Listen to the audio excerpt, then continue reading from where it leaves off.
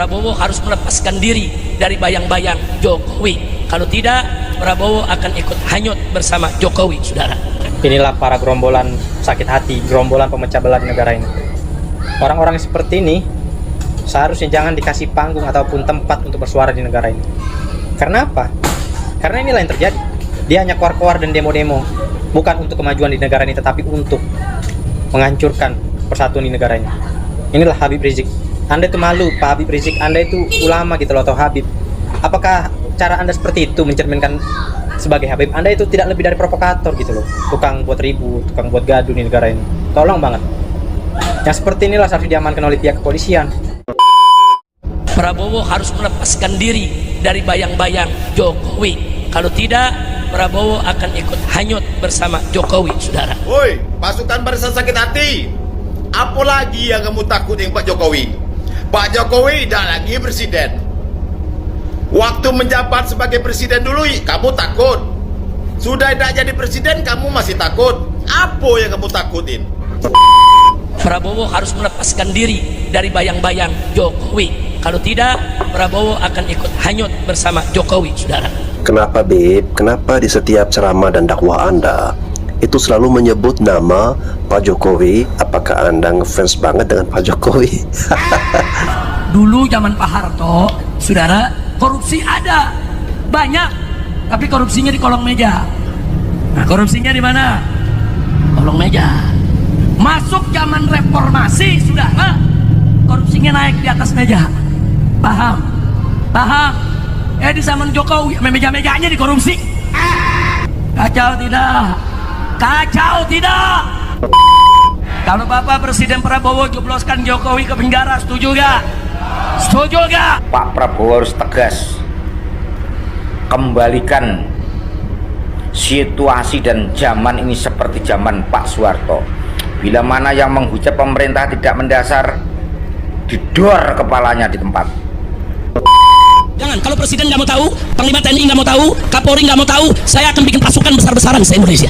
Kita akan perang, kita akan kejar, hajar, habisi, ganyang semua maunya PKI. Saya juga masih heran mengapa kemudian Rizik Syihab itu masih didengar. Sudah jelas-jelas dakwahnya di mimbar-mimbar punya kecenderungan provokasi. Dia suka ngajak-ngajak perang. Memang kita perang sama Belanda gitu. Dia suka ngajak-ngajak perang. Memang kita perang sama Australia. Kalau benar Indonesia ini perang sama negara penjajah, Belanda, Australia, atau Amerika, saya yakin orang-orang begini malah nyumput di belakang. Makanya saya sekarang sering geli gitu kalau ngelihat Rizik ngajak perang, Bahar ngajak perang. Lalu dia mau perang sama siapa? Lalu siapa yang akan dia suruh ke medan tempur untuk berperang? Ya masyarakat pribumi. Akhirnya sesama kita dibenturkan, diadu domba. Entah ujung-ujungnya kalau terjadi konflik horizontal, bukan mereka juga yang turun ke lapangan, tapi para muhibbin-muhibbin yang kemudian dalam tanda kutip ditumbalkan. 79 tahun kita merdeka dulu, saudara. Yang berjuang adalah para ulama. Yang berjuang adalah para ulama Indonesia, kan? Bukan ulama Habib dari Yaman. Kalau orang Yaman mau berjuang, berjuanglah di Yaman.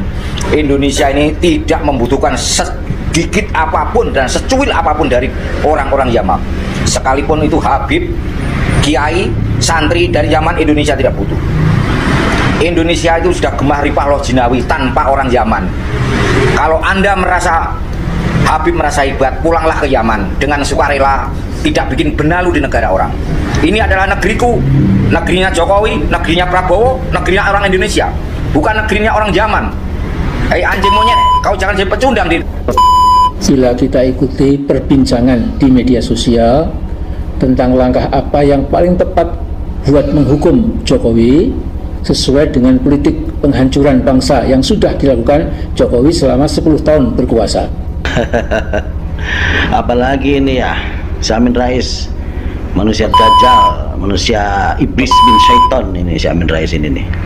Ini dedengkotnya Sengkuni ini, yang kerjanya terus menebar kebencian, menebar hoax.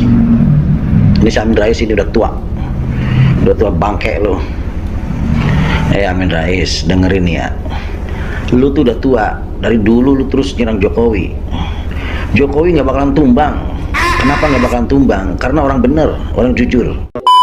Saya kecewa sama Pak Prabowo karena ini feeling saya, ini analisa saya. Jadi dan saya boleh beranalisa seperti ini. Kalau Pak Prabowo ini terus saja bersanding dengan Gibran, bersanding dengan bayang-bayang masa lalu Pak Jokowi, maka insya Allah tidak lama hukum alam akan bicara, Pak Prabowo pun akan tenggelam. Pecah terus mulutnya kamu, Gus Nur. Dipanggil Gus, dipanggil Kiai, tapi mulutnya kayak ember kamu itu. Kamu terlalu benci sama Pak Jokowi. Prestasinya kamu untuk rakyat Indonesia ini apa? Tolol, goblok!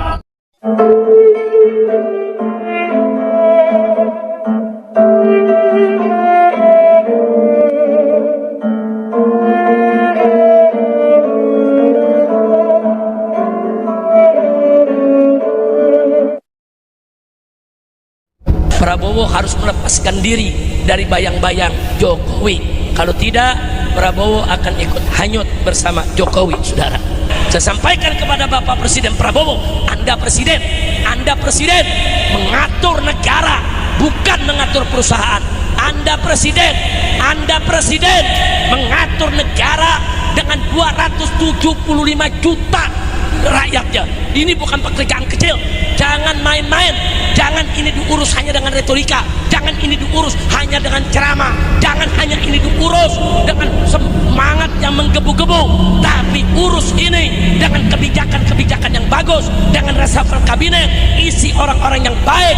Insya Allah presiden kita kalau melakukan itu, beliau akan menjadi presiden yang baik, saudara. Amin. Prabowo harus melepaskan diri dari bayang-bayang Jokowi. Kalau tidak, Prabowo akan ikut hanyut bersama Jokowi, saudara. Inilah para gerombolan sakit hati, gerombolan pemecah belah di negara ini. Orang-orang seperti ini seharusnya jangan dikasih panggung ataupun tempat untuk bersuara di negara ini. Karena apa? Karena inilah yang terjadi. Dia hanya keluar-keluar dan demo-demo, bukan untuk kemajuan di negara ini, tetapi untuk menghancurkan persatuan di negara ini. Inilah Habib Rizik. Anda itu malu, Pak Habib Rizik. Anda itu ulama gitu loh, atau Habib. Apakah cara Anda seperti itu mencerminkan sebagai Habib? Anda itu tidak lebih dari provokator gitu loh, tukang buat ribut, tukang buat gaduh di negara ini. Tolong banget. Yang seperti inilah harus diamankan oleh pihak kepolisian. Karena apa? Ceramahnya tidak benar gitu loh. Kok bisa ceramahnya mengatakan hal-hal jelek seperti itu? Ya kalau memang Pak Habib Rizik tidak suka di negara ini, silakan keluar. Terbuka lebar ke pintu ini untuk Pak Habib Rizik keluar dari negara ini. Jangan suka mengacaukan persatuan di negara ini. Anda itu pemecah belah gitu, tukang buat ribut di negara ini. Sangat memalukan sifat Anda itu. Habis pikir melihat tingkah laku Anda, Pak Habib Rizik. Woi, pasukan barisan sakit hati. Apa lagi yang kamu takut dengan Pak Jokowi? Pak Jokowi tidak lagi presiden. Waktu menjabat sebagai presiden dulu, kamu takut.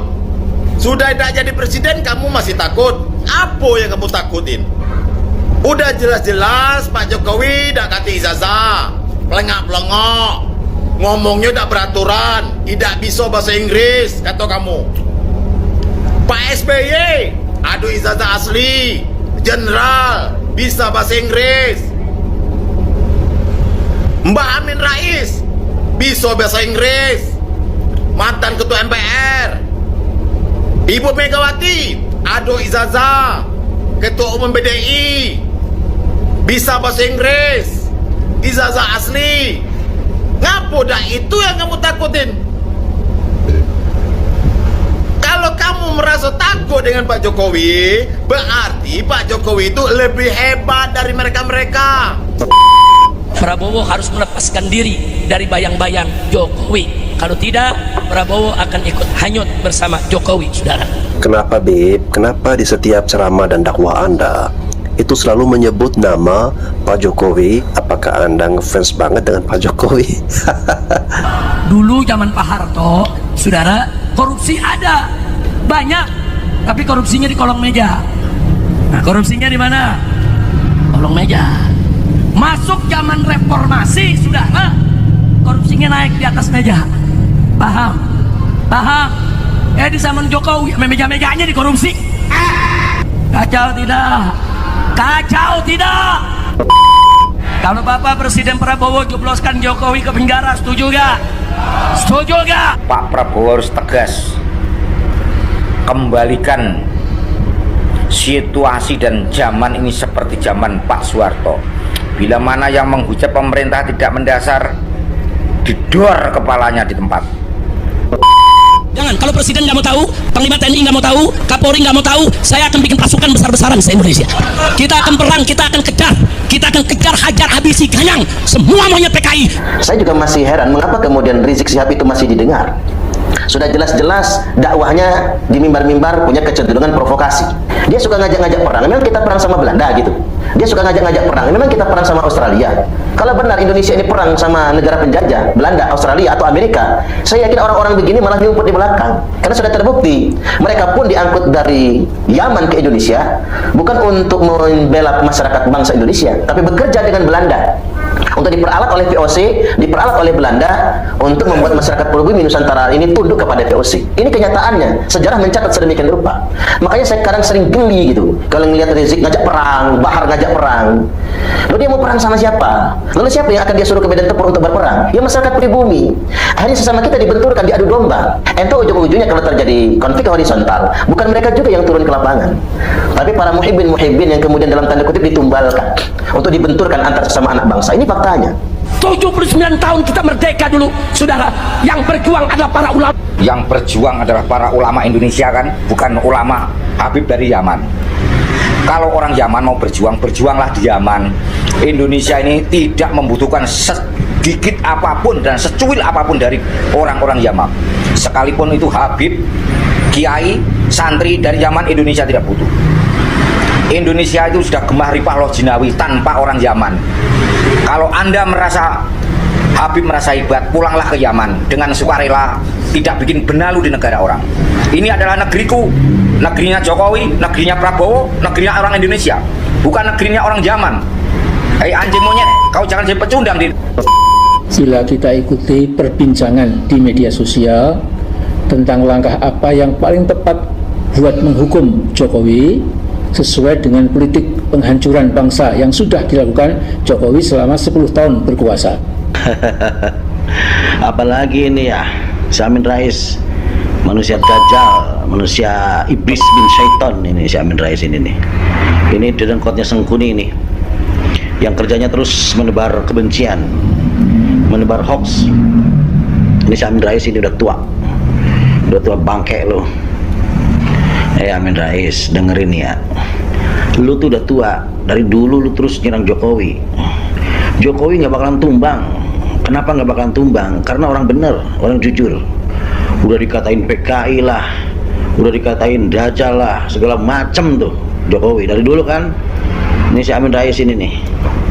Amin Rais, silakan aja gerombolan lu Sengkuni tuh ya, kan banyak di Indonesia nih Sengkuni mau bikin apapun tentang Jokowi nggak ngaruh, nggak bakal ngaruh. Jokowi itu mau dikatain apa juga nggak bakal ngaruh. Lu kan tahu kan Jokowi itu kan sekarang udah pensiun jadi presiden tuh, udah jadi mantan presiden. Kenapa sih harus diserang terus gitu? Si Jokowi ini itu lebih ganas, lebih gawat, lebih serem, lebih dajjal, lebih evil, lebih syaitoniyah daripada yang lalu-lalu ya.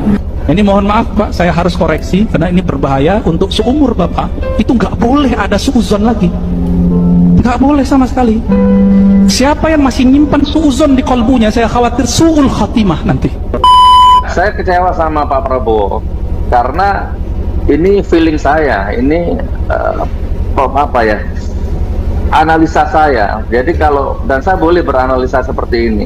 Kalau Pak Prabowo ini terus saja bersanding dengan Gibran, bersanding dengan bayang-bayang masa lalu Pak Jokowi, maka insya Allah tidak lama hukum alam akan bicara, Pak Prabowo pun akan tenggelam. Pecah terus mulutnya kamu Gus Nur. Dipanggil Gus, dipanggil Kiai, tapi mulutnya kayak ember kamu itu. Kamu terlalu benci sama Pak Jokowi. Prestasinya kamu untuk rakyat Indonesia ini apa? Tolol, goblok.